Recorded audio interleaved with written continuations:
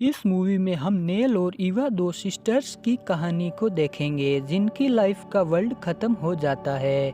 तो इन दोनों को मिलकर ही सारे खतरों का सामना करना पड़ेगा। यह दोनों जंगल में अकेली रह रही होती है। इनसे हमको सीखने को मिलेगा कि चाहे परेशानी कैसी भी हो हमें सामना करना चाहिए। दोस्तों, अगर वीडियो पसंद आए तो लाइक और शेयर ज़रूर करें। इसी के साथ इनटू द फॉरेस्ट एक हॉलीवुड मूवी की शुरुआत होती है। शुरुआत में हम नेल और ईवा को उसके फादर रॉबर्ट के साथ देखते हैं। ईवा को डांसर बनना है जो कि डांसिंग कंपटीशन की तैयारी करती है और नेल को अपने कॉलेज के लिए एंट्रेंस एग्जाम की तैयारी करती है। एक रात जब ये अपने घर में होते हैं तो अचानक लाइट्स चली जाती है। नेल अपने फादर से कहती है कि हमारे पास तो सोलर पैनल है। रॉबर्ट नेल को कहता है कि अब तक इन्वर्टर आया नहीं है, 1-2 दिन में वह आ जाएगा। जंगल में रह रहे होते हैं तो इनके पास अब कोई ऑप्शन नहीं रहता है, जिनके कारण इन्हें बिना लाइट्स ही रहना पड़ता है। नेल को स्टडी करनी होती है तो वह गाड़ी से लैंप लेकर आती है। गाड़ी की डिक्की खराब होती है तो वह वापस खुल जाती है। इसी के साथ गाड़ी की लाइट्स भी ऑन हो जाती है।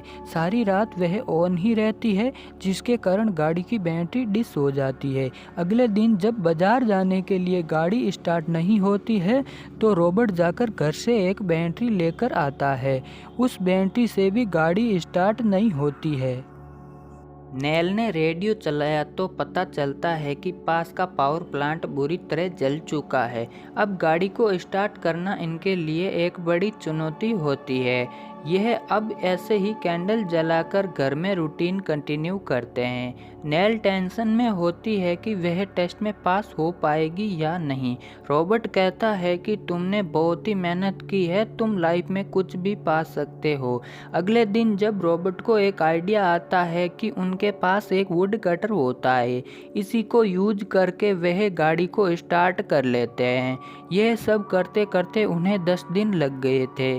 10 दिन बाद जब वह बाजार जा रहे थे तो आसपास के मकानों में कोई भी नहीं रह रहा था। सामान लेने के लिए जब वह सुपरमार्केट में जाते हैं तो वह देखते हैं कि लोगों ने पूरा सुपरमार्केट खाली कर दिया है।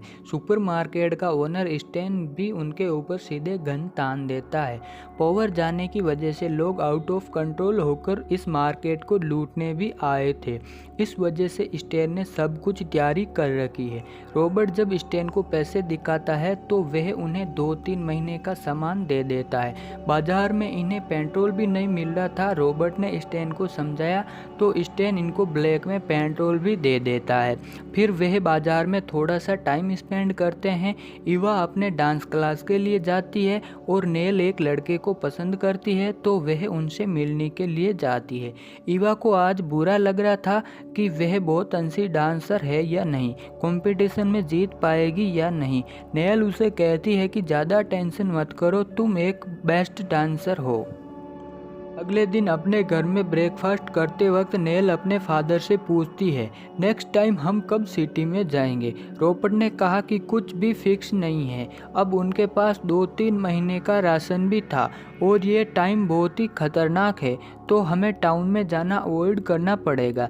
नेल अपने बॉयफ्रेंड एलाई को देखना चाहती थी। इस बात से वह ज़्यादा ही नर्वस थी। एक दिन जब रॉबर्ट पेड़ काटने गया हुआ था तो एकदम से चीख सुनाई देती है। ये भागते हुए वहां पहुंचती है तो वह देखती है कि रॉबर्ट का पैर कट चुका था, उनका बहुत ही सारा खून बह चुका था। वह इन दोनों को कहता है कि तुमको कुछ नहीं होगा, एक दूसरे का ख्याल रखना। उनकी डेथ हो जाती है। रात भर वह उन्हीं के पास पड़ी रहती है। अगले दिन वह उनका अंतिम संस्कार कर देती है। इस बात से वे बहुत ही दुखी थी क्योंकि उनके बचपन में ही उनके मदर की डेथ हो गई थी, तो उनके फादर ही उनके लिए सब कुछ थे। अब ये एक दूसरे का सहारा बनती है, अपने काम में कंसिस्टेंट करने का कोशिश करती है, पर यह कोई कर नहीं पाता है। अब लाइट्स भी नहीं है तो ईवा म्यूज़िक भी नहीं चला सकती, तो वह घर की घड़ी की आवाज़ पर ही डांस करती है। ऐसे करते करते वह तंग आ गई थी, तो उसने नेल से कहा कि हम थोड़े टाइम के लिए जनरेटर चला लेते हैं। वह सब चीज़ों से थक चुकी है, अब थोड़ा सी मस्ती और रिलैक्स चाहती है। नेल ने उसे कहा कि जनरेटर के लिए हमें फ्यूल की ज़रूरत पड़ेगी और फ्यूल हमारे पास इमरजेंसी में सिटी जाने के लिए है।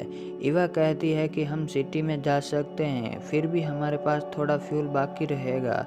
नेल ने कहा कि हम इस तरह फ्यूल को वेस्ट नहीं कर सकते। ईवा को आज म्यूज़िक की बहुत ज़रूरत थी। इस बात से वे बहुत अपसेट हो जाती है।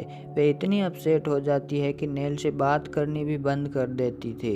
इनके पास कुछ मुर्गियाँ थी तो अंडे वगैरह खाकर इनका ब्रेकफास्ट हो जाता था।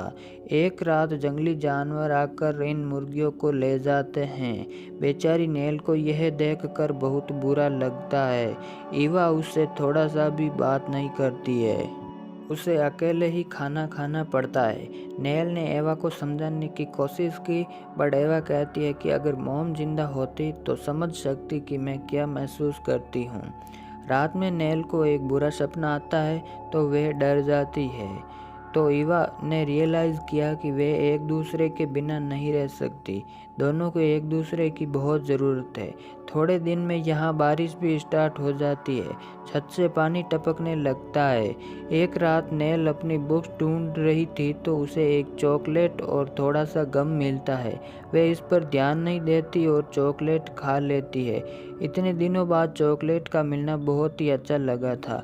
ईवा आकर उसे कहती है कि प्लीज़ मुझे 10 मिनट के लिए जनरेटर स्टार्ट करने दो। नेल कहती है कि हम जनरेटर तो स्टार्ट नहीं कर सकते, पर मेरे पास तुम्हारे लिए गम है।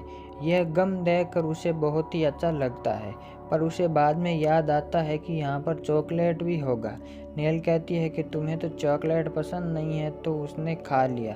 इस बात पर एवा और गुस्सा हो जाती है।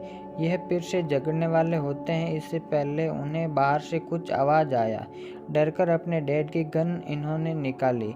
चुपके से दरवाज़ा खोला तो एलाई नेल को ढूंढते ढूंढते यहाँ पर पहुँच गया था।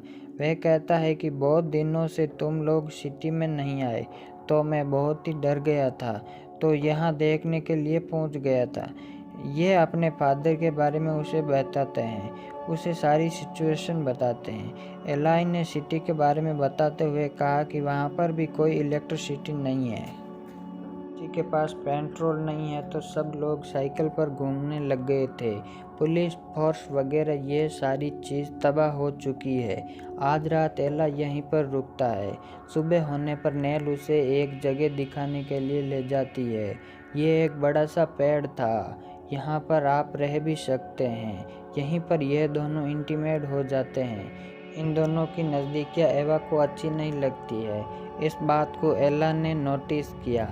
नेल उसे कहती है कि वह ज़रा अपने डांस में बिजी रहती है, इस वजह से तुम्हें इग्नोर कर रही है। एक दिन एवा नेल से कहती है कि तुम ज़रा केयरफुल रहना चाहिए, सिर्फ तुम्हें प्रेग्नेंट वगैरह मत हो जाना। ऐसी स्थिति में हम ये सब चीज़ें हैंडल नहीं कर पाएंगे। अब थोड़े दिन बीत गए थे।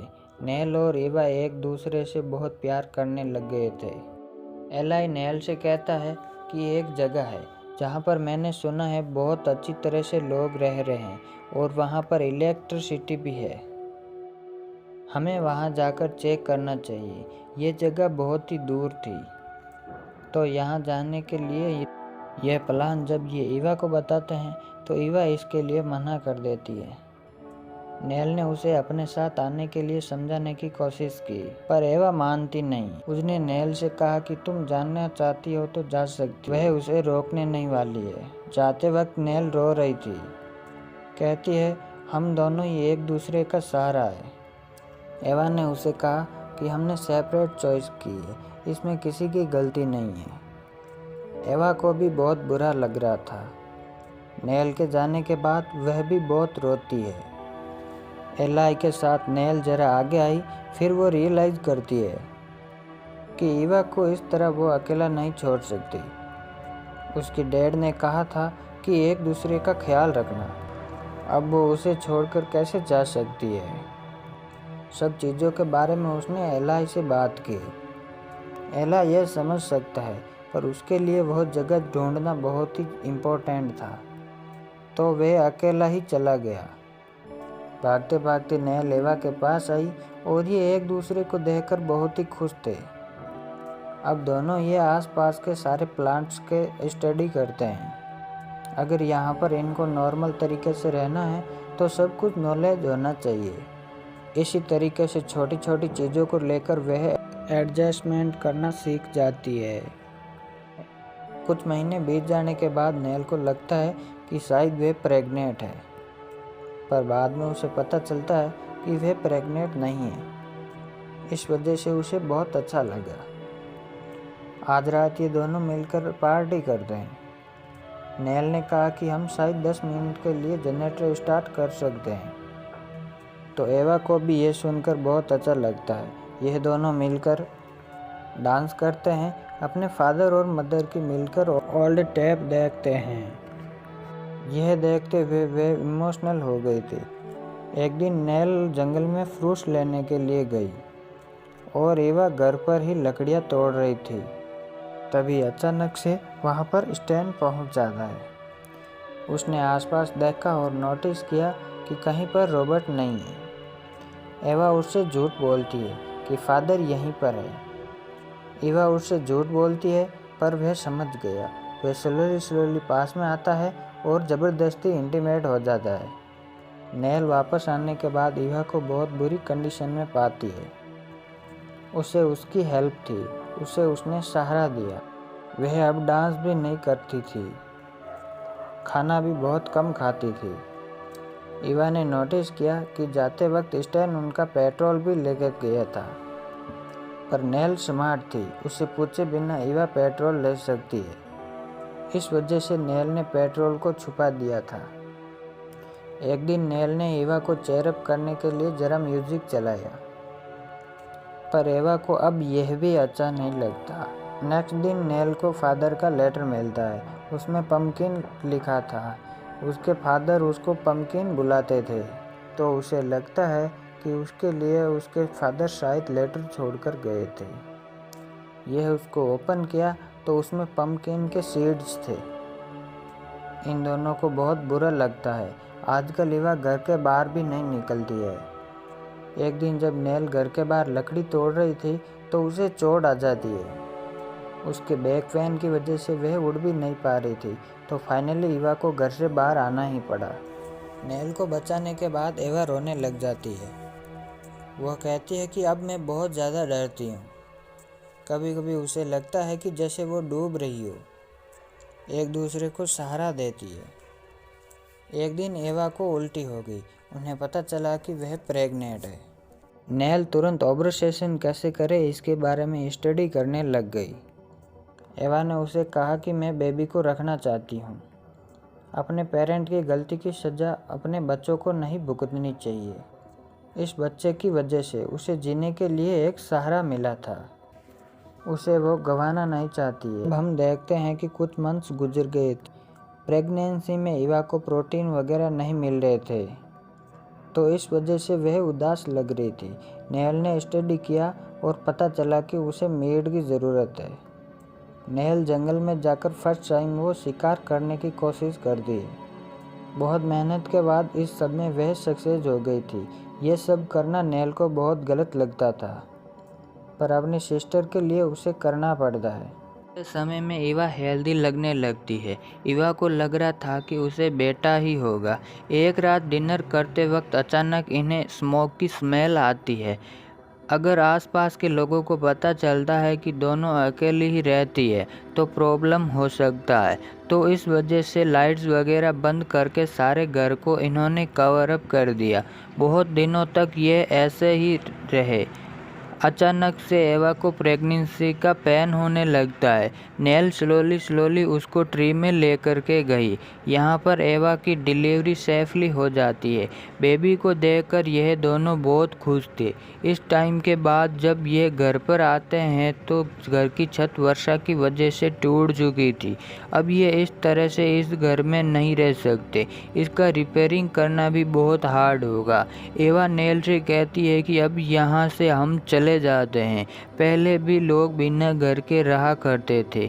नेल ने अपने घर से कुछ इम्पोर्टेंट बुक्स और घर की कुछ यादें ली। इसके बाद यह घर को जला देते हैं। सदियों पुराने लोग जंगलों में रहा करते थे, इसी तरह ये रहना सीख लेंगे। इसी के साथ यह मूवी एंड हो जाती है।